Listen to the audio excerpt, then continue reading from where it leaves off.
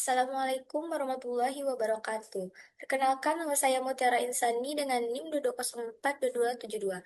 Baiklah, pada kesempatan kali ini saya akan memaparkan laporan analisis kelompok dengan judul Pengambilan Keputusan Kebijakan Efisiensi Belanja Negara pada tahun 2025, yakninya analisis Impres nomor 1 tahun 2025 tentang efisiensi belanja APBN dan APBD. Untuk materi yang pertama, yakninya deskripsi kasus. Pada awal tahun 2025, pemerintah Indonesia menghadapi tantangan untuk menjaga stabilitas fiskal di tengah meningkatnya kebutuhan pembiayaan berbagai program prioritas nasional, seperti swasembada pangan, ketahanan energi, hilirisasi industri, serta peningkatan kualitas sumber daya manusia dan pelayanan publik. Kondisi inilah yang mendorong pemerintah untuk melakukan penataan kembali struktur belanja negara agar penggunaan APBN maupun APBD menjadi lebih efektif, efisien, dan berorientasi pada hasil pembangunnya. Untuk materi selanjutnya, yakni alternatif keputusan. Ada tiga. Untuk alternatif yang pertama, yaitu efisiensi secara menyeluruh, adalah melaksanakan efisiensi anggaran sesuai dengan Inpres nomor 1 tahun 2025. Artinya seluruh komponen belanja yang ditetapkan seperti perjalanan dinas, kegiatan seremonial, FGD, seminar, dan rapat di luar kantor dipotong secara seragam di semua instansi. Keunggulan alternatif ini adalah penghematan dapat dicapai dengan cepat dan koordinasi lebih mudah karena standarnya sama untuk semua instansi. Namun kelemahannya, pendekatan yang seragam ini tidak mempertimbangkan perbedaan kebutuhan antar instansi, sehingga berpotensi menghambat koordinasi lapangan dan menurunkan kualitas layanan di berbagai sektor. Selanjutnya, alternatif yang kedua ini efisiensi berbasis kinerja adalah melaksanakan efisiensi secara selektif berdasarkan evaluasi kinerja masing-masing program dan kegiatan. Dalam alternatif ini, pemerintah tidak memotong anggaran secara merata, melainkan memprioritaskan efisiensi pada program yang kinerjanya rendah.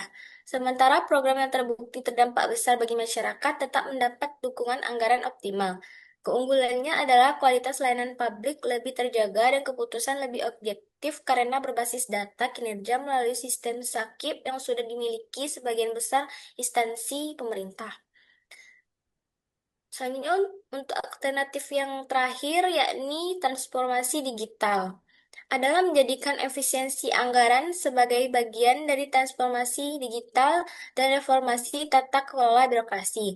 Di sini pemerintah tidak hanya memotong belanja tetapi juga memperbaiki proses kerja melalui digitalisasi administrasi, penggunaan rapat daring, tanda tangan elektronik, arsip digital, dan integrasi layanan publik berbasis elektronik. Keunggulannya bersifat jangka panjang karena menghasilkan perubahan struktural yang meningkatkan produktivitas birokrasi secara berkelanjutan. Namun, implementasinya membutuhkan investasi awal yang besar dan kesiapan infrastruktur digital yang hingga kini belum merata di seluruh daerah. Selanjutnya yaitu analisis risiko. Dalam implementasi kebijakan ini, kami mengidentifikasi 5 bentuk risiko konflik. Untuk yang pertama, konflik vertikal antara pemerintah pusat dan daerah dalam menentukan batas efisiensi transfer ke daerah. Yang kedua, konflik horizontal antar kementerian dan lembaga yang bersaing memperebutkan alokasi anggaran yang tersisa. Yang ketiga, konflik kepentingan dalam penentuan prioritas anggaran karena masing-masing instansi cenderung mempertahankan programnya. Yang keempat, konflik organisasi akibat perubahan pola kerja birokrasi yang memicu resistensi dari ASN. Dan yang terakhir, konflik dengan masyarakat yang khawatir efisiensi akan berujung pada penurunan kualitas layanan publik. Materi selanjutnya yaitu rekomendasi. Berdasarkan seluruh tahapan analisis yang telah kami lakukan, kami merekomendasikan alternatif yang kedua, yaitu efisiensi anggaran berdasarkan evaluasi kinerja program sebagai pilihan terbaik dalam mengimplementasikan Impres nomor 1 tahun 2025.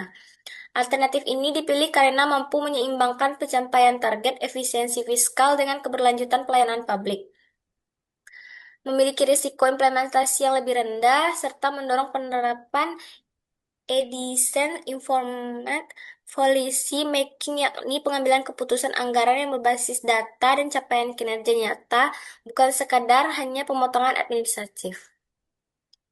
Baiklah, sekian pemaparan materi kelompok yang saya sampaikan. Apabila ada kata-kata yang salah, saya mohon maaf. Assalamualaikum warahmatullahi wabarakatuh.